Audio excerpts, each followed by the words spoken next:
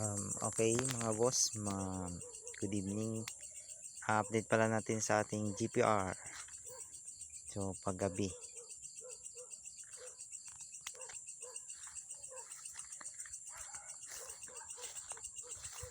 Yan.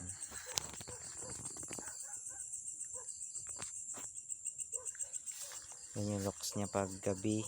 Hindi pa nawashingan. Tapos titingnan natin dito yung kanyang mga lights kung maganda ba siya paggabi. Na-on muna natin.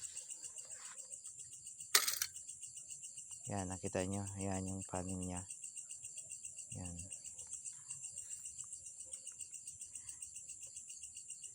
Ito yung kanyang fuel gauge, time. Tapos yung odometer niya, speedometer, RPM hanggang 4,000. Tapos yung gear, naka-neutral tayo. Yan. Ito yun. Switch. Yan. Yung kanyang daytime running light. Yan. Dito naman yung kanyang tail light sa likod. Stock tail light. Tapos pag na-on mo naman siya, yan. Yan. Yan. Sobrang liwanag siya. Yan. Yan, masilaw siya. Yan. Pero hindi pa na lahat naka-on. Yan, gitna lang. Tapos pag nakain naman siya, yan. Ito. Yan, high na yan.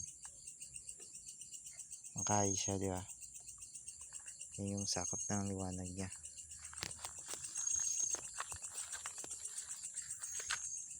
Yan, lahat umiilaw. Lahat ng bulb niya. Yan, maliwanag LED yan.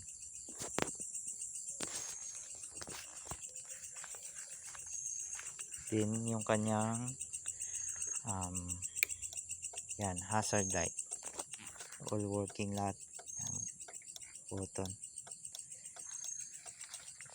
Ito yung setting naman. Yan, ganda na ng mission. Yan. Scan dito sa likod. Yan. Diba? Yan. Para siyang yung arrow. Stock lang yan. Stock lang kanyang Yan. Yan. Iti-test drive natin siya. Kaso wala tayong camera kaya sunod natin siya i-top speed. Binibreak-in pa kasi natin siya. Tapos yan.